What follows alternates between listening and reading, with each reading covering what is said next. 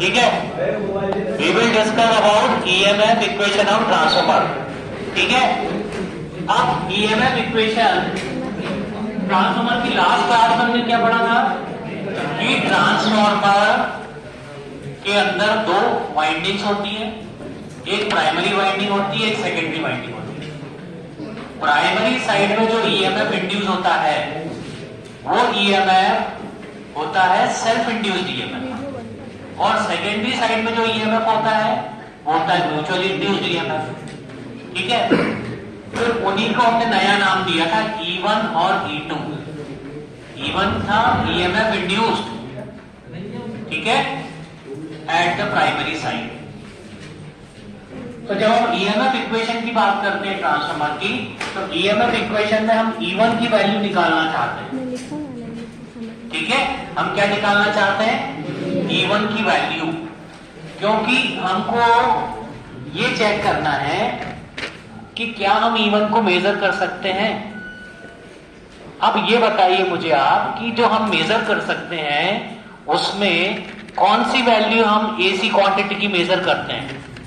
RMS value की average value? RMS value, ठीक है ना। तो हम बेसिकली E1 को हम बोल रहे हैं EMF induced at the primary side. Primary side में जो ईएमएफ है वो हम मेजर करना चाहते हैं। ठीक है, अब ये जो वैल्यू है ये कौन सी वैल्यू होगी? RMS value. कौन सी वैल्यू होगी ये? सो E1 is basically RMS value of induced voltage. ये वैल्यू हम मेजर कर सकते हैं फॉर साइकिल, एक साइकिल के लिए। ठीक है, अब अगर हम E1 निकालना चाहें तो हमारे पास हमने एक टर्म पढ़ा था फॉर्म फैक्टर। क्या पढ़ा था हमने? Form factor. Form factor, form factor, form factor, इसका हमने फॉर्मूला बताया था RMS value of AC quantity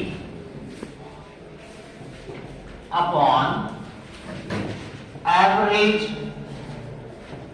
value of AC quantity. RMS value of AC quantity upon average value of AC quantity. ठीक है, अब जो आरएमएस वैल्यू है, अगर मैं वोल्टेज की बात करूं तो ये था 0.707 इंटू VM मैक्सिमम वैल्यू, और एवरेज वैल्यू थी 0.637 इंटू VM। ठीक है, तो हमारे पास ये वैल्यू कितनी आई थी? ये वैल्यू आई थी 1.11। ये वैल्यू कितनी आई थी? 1.11। इसको हम डिनोट करते हैं KF से, फॉर्म फैक्टर। ठीक है, मतलब अगर मैं आरएमएस वैल्यू का फॉर्मूला लिखूं, ये किसके लिए आई थी हमारी? For sine wave. कौन सी वेव के लिए आई थी? Sine wave. साइन वेव के लिए। ठीक है, अब अगर हम आरएमएस वैल्यू की बात करें तो आरएमएस वैल्यू को हम ऐसे लिख सकते हैं KF into form factor into average value. ये फॉर्मूला हम लिख सकते हैं। ठीक है, और साइन वेव के लिए KF की वैल्यू कितनी है? 1.11। तो RMS value is equal to 1.11 into average value. ये हमारे पास फॉर्मूला हो जाएगा। ठीक है ना? ओके, इसको नोट कर लीजिए। फिर से एक बार आप लोग लिखते रहिए, मैं रिपीट कर रहा हूं। हम जब E1 की बात करते हैं तो E1 को बोलते हैं EMF induced at the primary side. ठीक है, और E1 की जो हम वैल्यू मेजर करना चाहते हैं बेसिकली वो कौन सी वैल्यू है? RMS value. ठीक है, अब ये जो आरएमएस वैल्यू है बेसिकली ये वैल्यू हम निकालेंगे फॉर्म फैक्टर की हेल्प से। तो जो फॉर्म फैक्टर है वो है RMS value upon AC quantity upon average value of AC quantity. तो एसी क्वांटिटी हम कौन सी कंसीडर कर रहे हैं कि साइन वेव। तो साइन वेव के लिए ये वैल्यू आएगी 1.11। तो आरएमएस वैल्यू का एक जनरल फॉर्मूला हो जाएगा form factor into average value. तो हम लिखेंगे RMS value is equal to 1.11 into average value. ठीक है।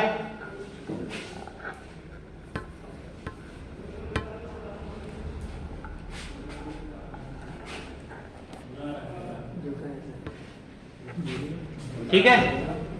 अब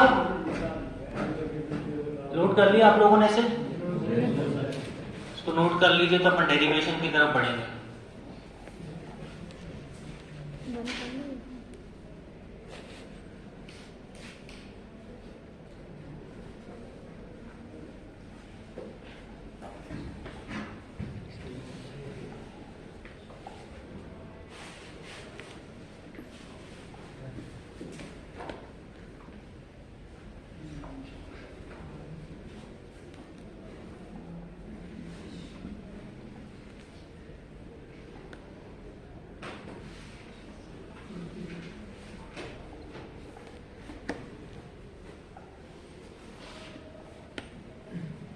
नोट कर लिया।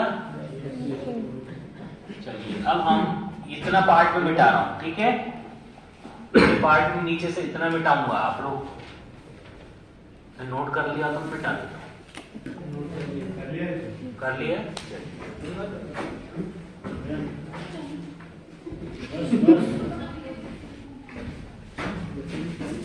अब यहां पर मैं लिख रहा हूं E1 RMS, ये हमको RMS वैल्यू चाहिए। ठीक है, तो साइन वेव के लिए ये क्या होगी E1 into average, E1 into average 1.11। ये हो गया हमारे पास form factor for AC sine wave. हम साइन वेव की ही बात कर रहे हैं। ठीक है, मतलब हमको निकालना है E1 एवरेज। क्या निकालना है हमको? E1 average. E1 average. अब हमको पता है फाई है flux in the magnetic pole.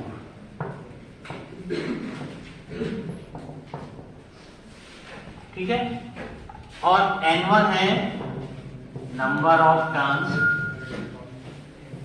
In the primary, number of turns in the primary. ठीक है, अब यहां पर अगर मैं E1 का वैल्यू लिखूं नॉर्मल वैल्यू तो वो आएगी N1 d∅dt, मैग्नीट्यूड की बात कर रहा हूं। ठीक है, अगर मैं इसको एवरेज के टर्म्स में लिखूंगा तो क्या आएगा E1 average is equal to N1 d∅dt की कौन सी value? Average value. Average value, ठीक है ना, एवरेज वैल्यू। मतलब मुझे पहले E1 एवरेज निकालना पड़ेगा। ठीक है, अब E1 एवरेज निकालने के लिए मैं वेव फॉर्म ड्रॉ करूंगा। ये मैंने वेव फॉर्म ड्रॉ किया, ये वेव फॉर्म है। ठीक है, अब ये जो वेव फॉर्म है, ये वेव फॉर्म में ये वैल्यू है 0, ये वैल्यू है φm, ये वैल्यू है अगेन 0, तो ये 0 है, ये है π/2 और ये है π, और ये है -φm, यहां पर है 2π। अगर मैं इसको ब्रॉडली देखूं, ब्रॉडली मतलब फ्लक्स का चेंज समय के साथ, वो है d∅dt। ठीक है, तो अगर मैं इसको ब्रॉडली मतलब मोटा मोटा देखूं तो फ्लक्स एक बार यहां चेंज हो रहा है, एक बार यहां चेंज हो रहा है, एक बार यहां चेंज हो रहा है और एक बार यहाँ चेंज हो रहा है, ठीक है। मतलब अगर मैं d5 और dt का एक ही पार्ट कंसीडर करूं, वो 4 बार रिपीट हो रहा है, 4 बार रिपीट हो रहा है एक तरीके से देखा जाए तो। मतलब फ्लक्स की वैल्यू चेंज हो रही है φm to 0 कितने टाइम पीरियड में, π/2, या इसको क्या बोलेंगे हम, p/4, p/4। तो अगर मैं एक सिंपल फॉर्मूला लिखूं, E1 average is equal to 4 times of 4 गुना फ्लक्स का चेंज कितने टाइम पीरियड में, t/4 में, t/4 में। पहले तो एक ही एवरेज का फ्लक्स है, ठीक है ना, एक हो गया। मतलब एक तरीके से अगर मैं एवरेज वैल्यू निकालूं, E1 एवरेज, तो वो निकलेगी हमारे पास φm/t/4 में कितने से कितने में चेंज हो रहा है, 0 से φm, कितने टाइम पीरियड में, t/4।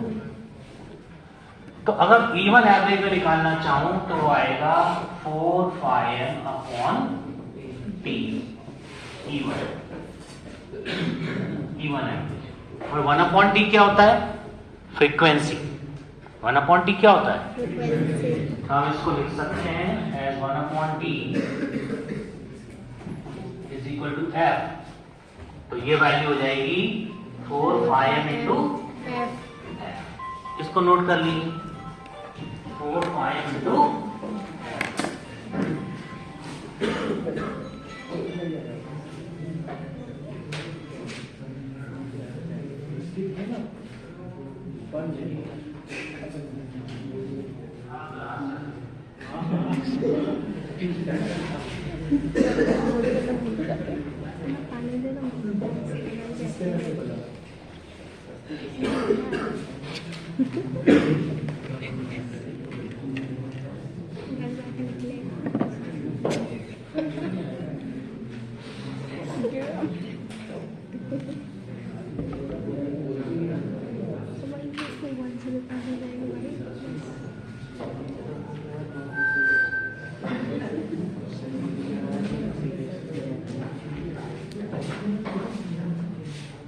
तो यहां पर हमने एवरेज वैल्यू निकाली कि एवरेज वैल्यू बेसिकली है 4φm इंटू f।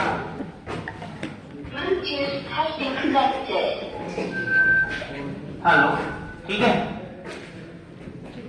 अब इस पर्टिकुलर सर्किट में, इस पर्टिकुलर डेरिवेशन में अब हम E1 RMS निकालेंगे, ठीक है। E1 एवरेज की वैल्यू आ गई 4φm इंटू f, ठीक है। देखिए यहां पर हमको एवरेज वैल्यू निकालना है, ये 4 पार्ट है इसके, ठीक है। अब यहां पर अगर मैं एवरेज वैल्यू निकालना चाहूं तो अगर मैं ये देखूं कि एवरेज वैल्यू फुल साइकिल के लिए तो 0 होती है, ठीक है।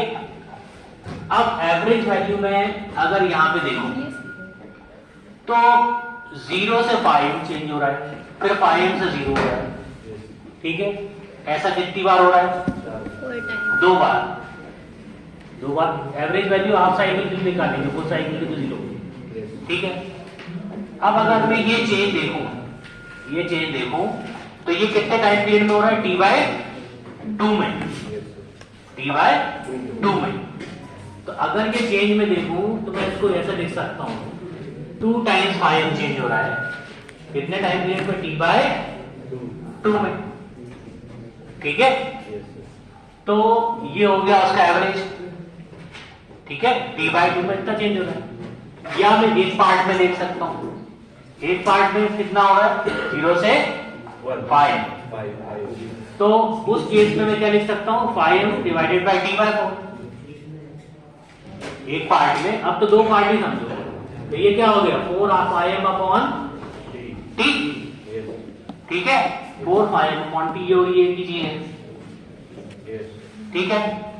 मतलब कि आपका E1 एवरेज की वैल्यू आ गई 4πm/t। 2 बार चेंज हो रहा है, हाफ साइकिल के लिए निकलेगा, फुल साइकिल के लिए 0 है। ठीक है, तो 2 टाइम्स फाइल चेंज हो रहा है T/2 में, तो ये आ गया। अब 1/t होता है F, तो हमने वहां पर इसको सब्स्टिट्यूट कर दिया। ठीक है, F को। अब बात आती है कि हम जो पर्टिकुलर डायग्राम स्टडी कर रहे हैं, इसमें हमको चाहिए आरएमएस वैल्यू। कौन सी वैल्यू चाहिए? RMS value. आरएमएस वैल्यू मतलब वो वैल्यू जो हम किसी मेजरिंग इक्विपमेंट से नोट करेंगे। आरएमएस वैल्यू किसी मीटर से, करंट के लिए एमीटर और वोल्टेज के लिए वोल्ट मीटर।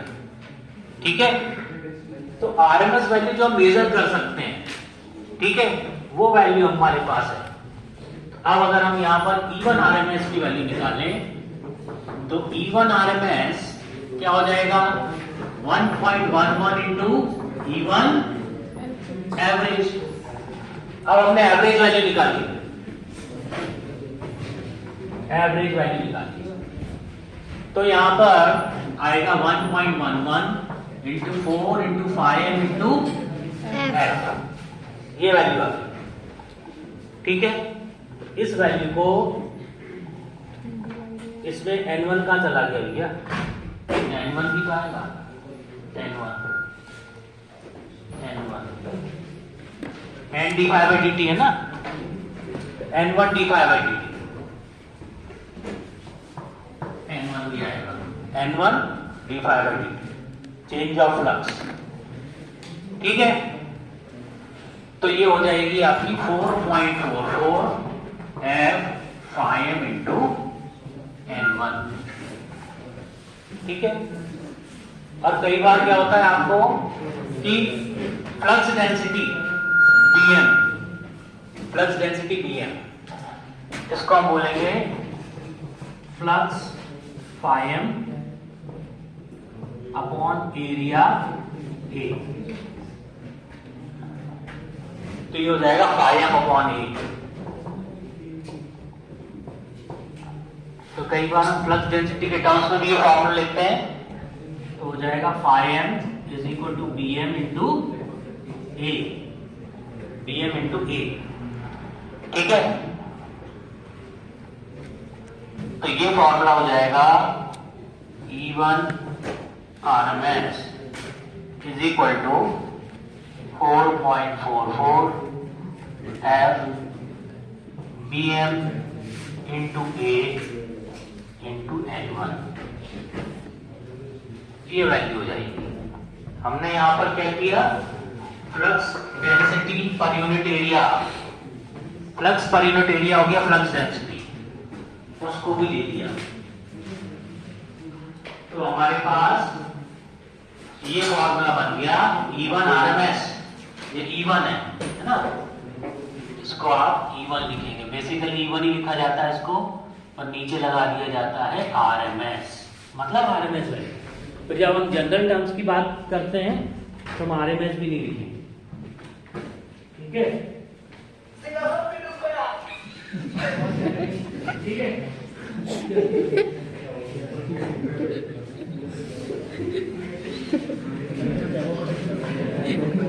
कर दिया।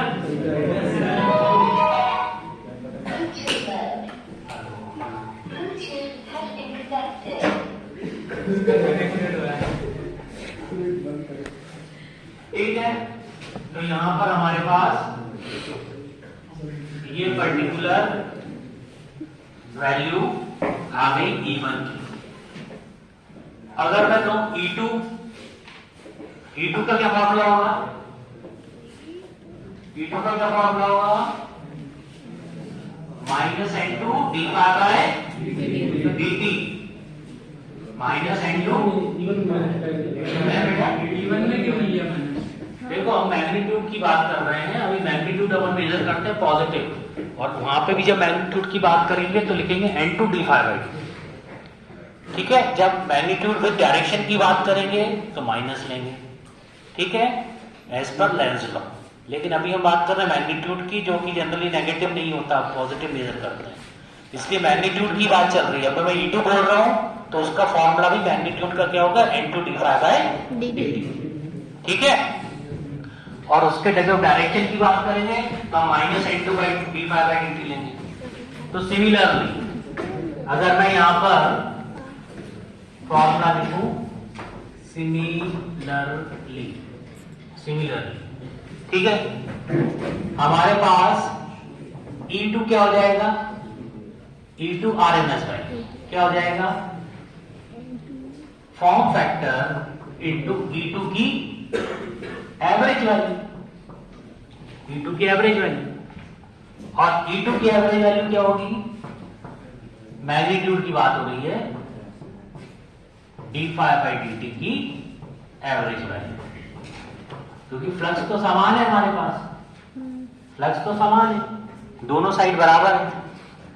अब d∅dt की एवरेज वैल्यू निकालोगे तो क्या होगी, E2 बराबर N2, ये हो जाएगा φm 2 φm बाय d/2, बात एक ही है। तो E2 की वैल्यू क्या हो जाएगी, E2 एवरेज, ये एवरेज चल रहा है सब कुछ, एवरेज क्या हो जाएगा 4 φm f N2, ये हो जाएगा 4 φm f N2, ये हो जाएगा। ठीक है, ओके। तो E2 RMS क्या हो जाएगा,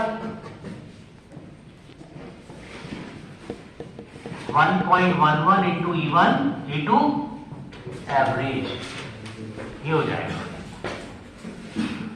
मतलब E2 RMS हो जाएगा 4.44 f φm इंटू N2, रख दिया हमने। या दूसरे फॉर्मूले की तरफ से बात करें तो 4.44 f bm into a into N2। मतलब EMF सिर्फ नंबर ऑफ टर्न्स के कारण ही चेंज हो रहा है। जो बात हम स्टार्टिंग से बात कर रहे हैं ना, EMF कैसे चेंज होगा, तो EMF चेंज होगा because of number of turns. ठीक है,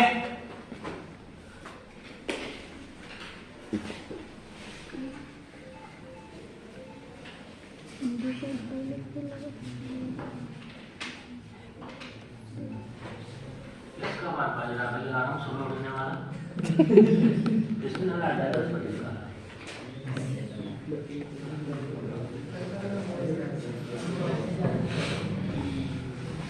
ठीक है,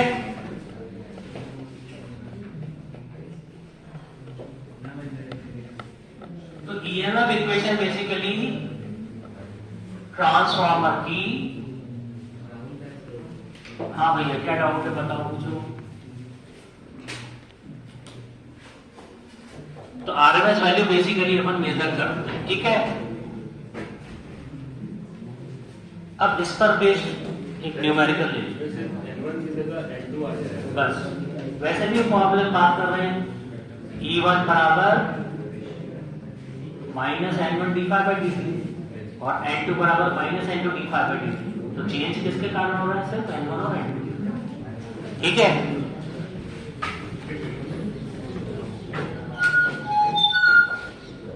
अब एक न्यूमेरिकल प्रॉब्लम लेते हैं। ठीक है, हाँ लिख लो जब तक।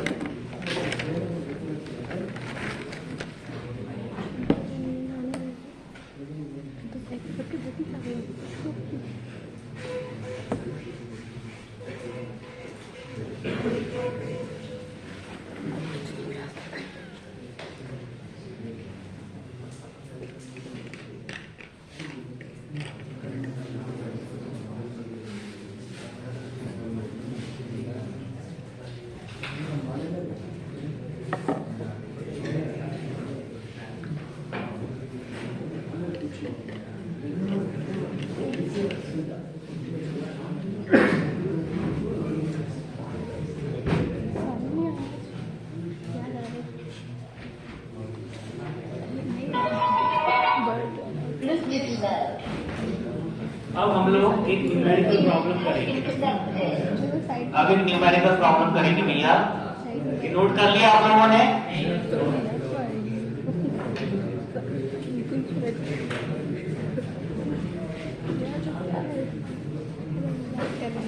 ये क्वेश्चन आया हुआ है दिसंबर 2015 में।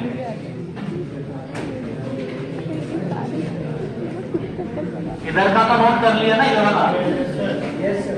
चलिए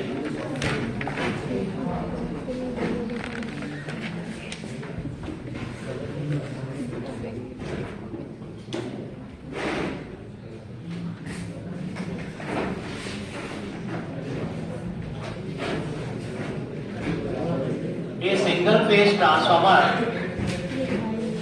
question based on this, a single phase transformer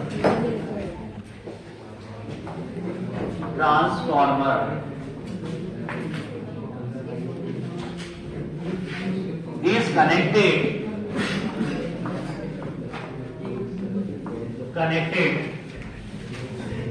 across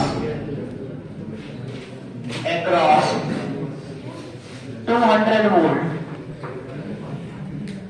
50 hertz supply, 200 volt 50 hertz supply. Number of turns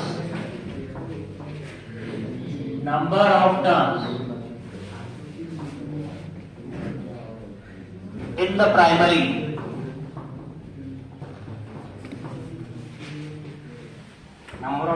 primary is 500, while in secondary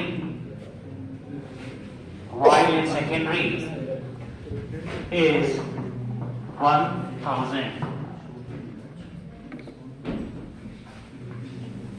The net cross sectional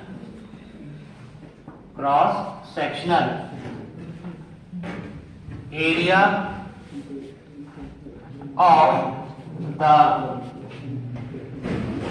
core is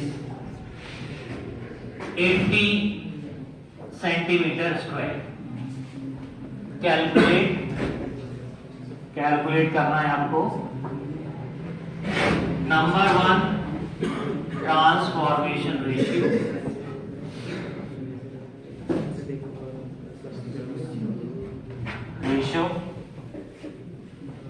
transformation ratio. Number 2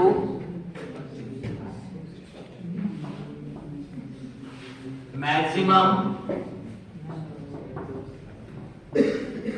flux density, maximum flux induced in core, means like flowing in core.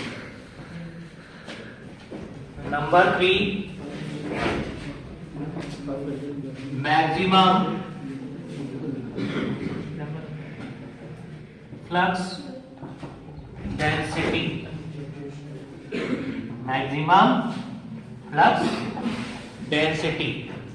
ठीक है। और number 4 EMF induced in the secondary winding, EMF induced in secondary side। ये 4 चीजें आपको पता करनी है।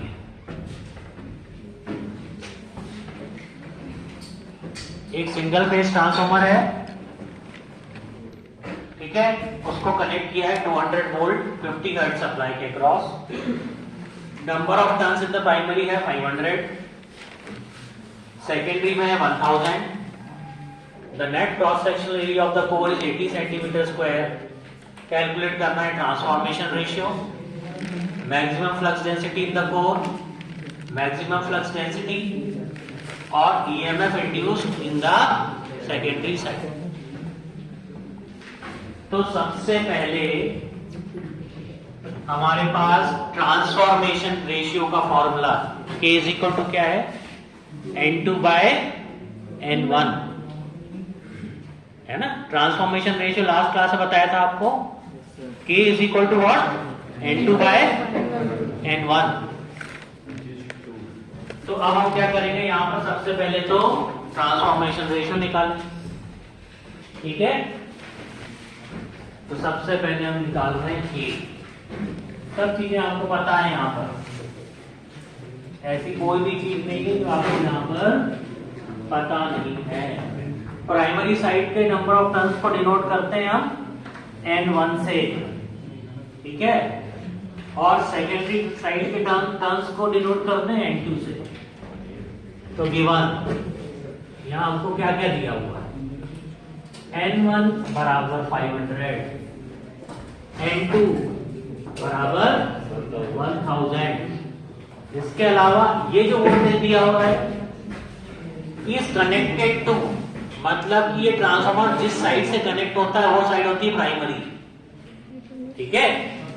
मतलब E1 का वोल्टेज दिया हुआ है हमको 200 वोल्ट। आइडियल ट्रांसफार्मर का मतलब है E1 बराबर V1, एक ही चीज है। और यहां पर F दिया है हमको 50 हर्ट्ज फ्रीक्वेंसी, ठीक है। और क्या दिया हुआ है, और दिया हुआ है area of cross section of the core, A दिया हुआ है 80 सेंटीमीटर स्क्वायर, मतलब 80 into 10 to the power -4 metre square, ठीक है।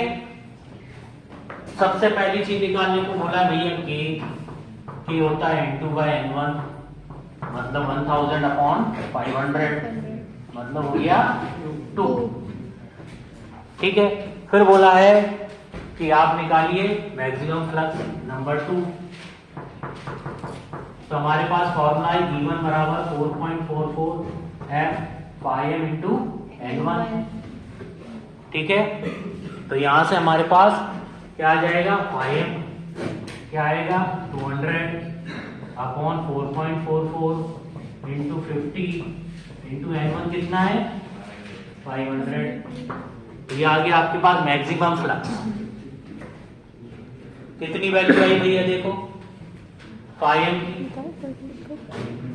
मैक्सिमम फ्लक्स की वैल्यू निकालो।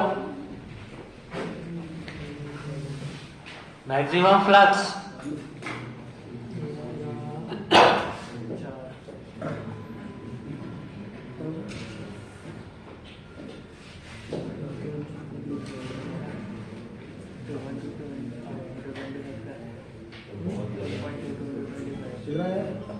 2 into 10 to the power कितना है,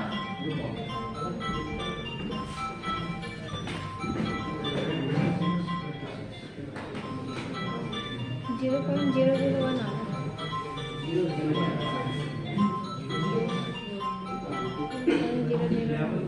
कितना आ रहा है, 0.001। कैसे आ जाएगा, कैलकुलेटर में ठीक से करो, 0.001। हाँ वही है 0.001। 0.001, ये आ गई 0.001 वेबर, ठीक है, ओके 0.001 वेबर, ओके।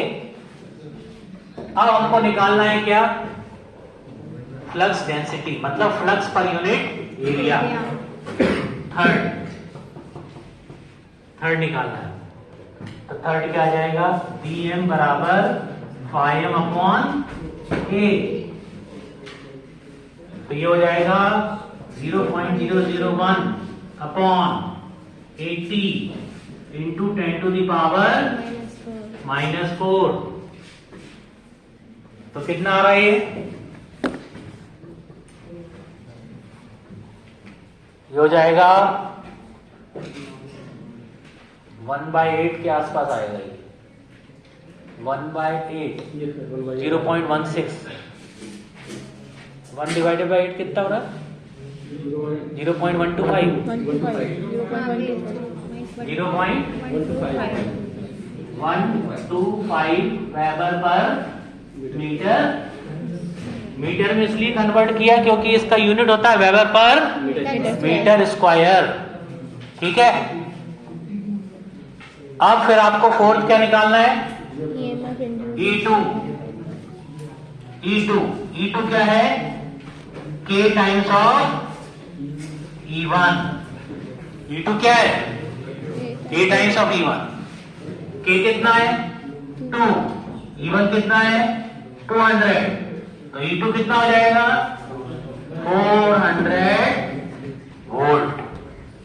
E2 कितना हो जाएगा? 400 वोल्ट।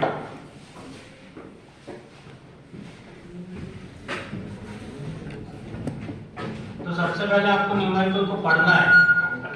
पहले ठीक से पढ़ेंगे, ठीक से पढ़ने के बाद क्या क्या दिया हुआ है वो देखेंगे, क्या पूछा गया है वो देखेंगे, फिर आप फॉर्मूले को रिवाइज करेंगे और फॉर्मूले को मदद से आप अननोन वैल्यूज को निकालेंगे। ठीक है, बंद कर दो।